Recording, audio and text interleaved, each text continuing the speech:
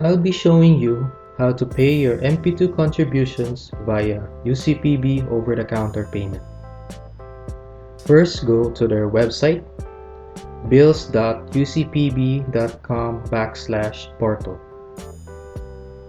Then click Pag-ibig Fund. Here you can also pay for your membership savings, which is the MP1 or the mandatory savings.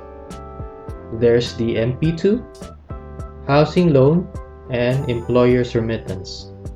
For now, we will use modified Pag-ibig 2 savings.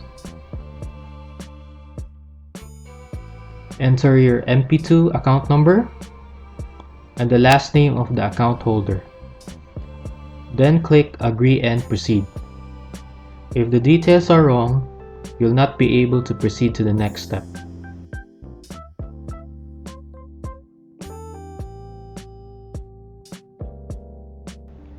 Then it will show you your MP2 account number and your full name. Type the amount you want to pay and it should be a minimum of 500 pesos.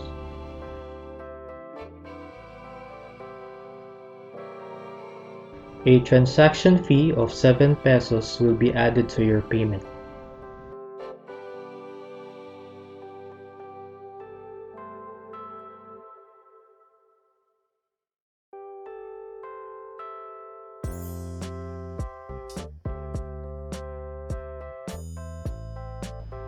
Also put in your mobile number and click Submit.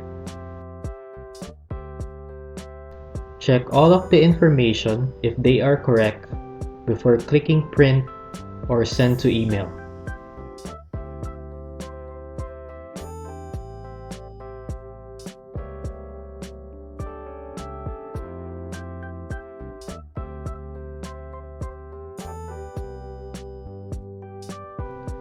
You can choose to print the file or save the PDF file.